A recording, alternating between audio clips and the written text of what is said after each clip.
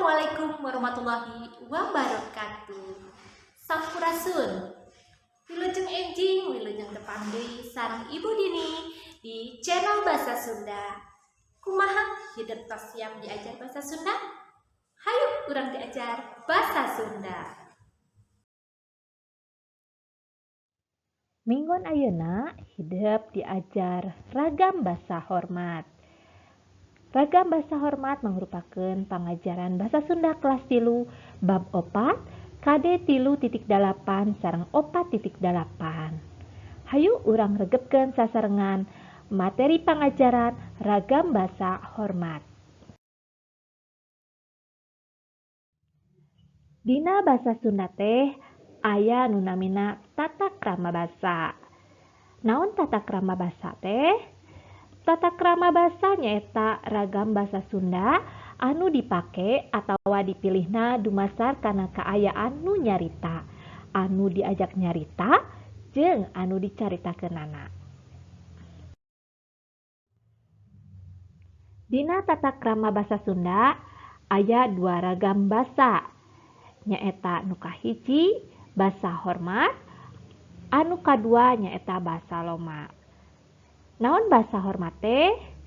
Basa hormat nyaeta basa nu dipake dina suasana resmi, nyarita jeung nu dipihormat, oge nyarita jeung anu can wanoh. Naon wanoh teh? Wanoh teh teu acan wawuh, teu acan kenal.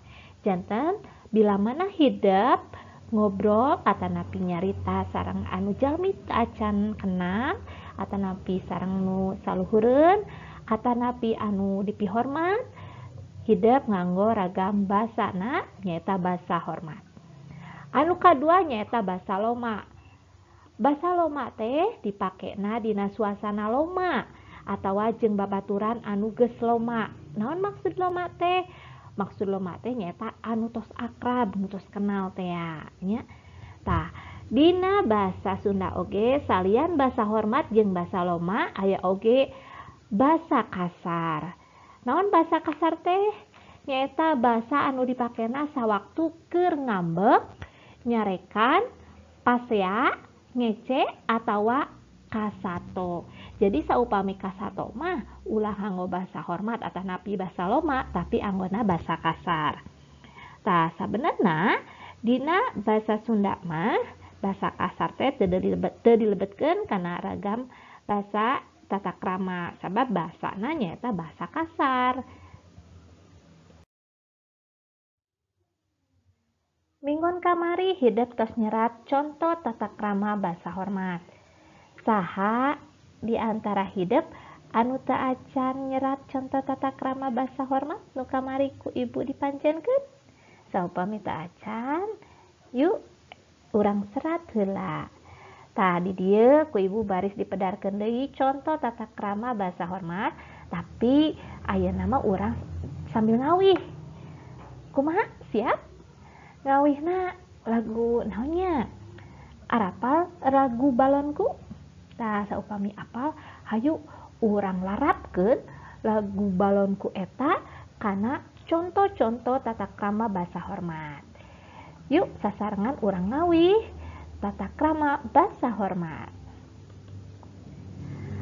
Abdi panon bapa soca, abdi irung bapa pangambung, abdi biwir bapa lambei, abdi halis bapa kening, abdi letah bapa ilat, abdi kelek bapa ingkap, abdi heuai bapa angop, abdi ceuli bapa cepil, abdi beheung bapa tenggek, abdi pipi bapa damis, abdi tatak bapa taraju, abdi sirah bapa mastaka, abdi gado bapa angket, abdi leungeun bapa panangan, abdi suku bapa sampean, abdi ramo Bapa rema, abdi wasta Bapa jenengan, abdi nyampak Bapa nyondong, abdi seri Bapa gumujeng, abdi ngajawab Bapa ngawaler, abdi miyos Bapa angkat, abdi dongkap Bapa sumping, abdi wangsul Bapa muli, abdi terang Bapa uninga.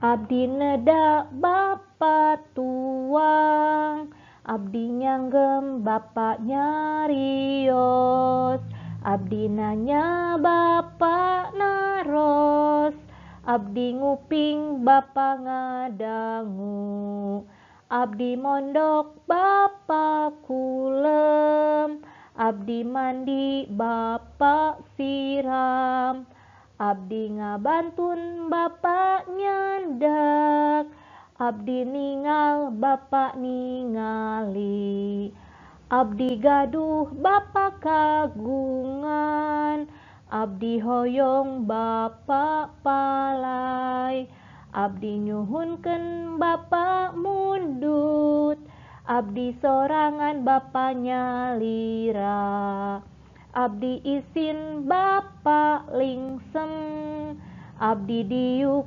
Bapa calik, abdi hilap Bapa lali, abdi udur Bapa tedamang.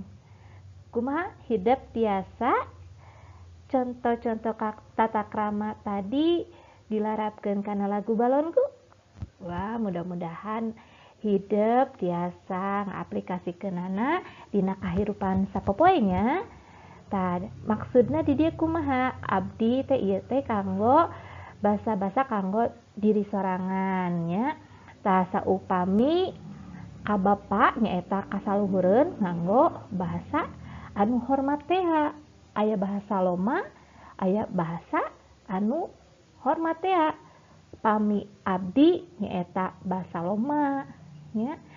Saupami bapa berarti nganggo basana bahasa hormat. Tah kitunya, mudah-mudahan contoh-contoh tata krama tadi anu baris ku ibu dipedarkeun, dikawihkeun sareng hidup tiasa diaplikasikeun di bumi. Janten engke mah ka mama atanapi ka teteh atanapi ka bapa, pokona manu kasaluhureun hidup tiasa nyarios sesuai sareng tata krama basa hormat.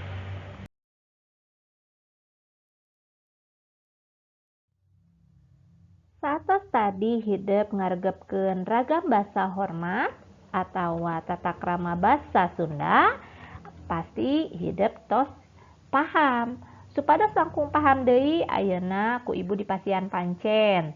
Nyata pancena ngeusian LKS Basa Sunda kaca 54. Di kaca 54 aya seratan Pancen Mandiri. Dina Pancen Mandiri eta aya kolom anu kosong. Tah ku hidup eusian kolom nu kosong ku kecap numerenah luyu jeung undak usuk basa Sunda. Tah tinggal deui materi pangajaranana anu tadi dihaleuangkeun ku ibu sareng ku hidup. Sadayana jawabanana aya dina pangajaran anu tadi. Hatur nuhun kana perhatosanana. Ibu amit mundur. Wassalamualaikum warahmatullahi wabarakatuh.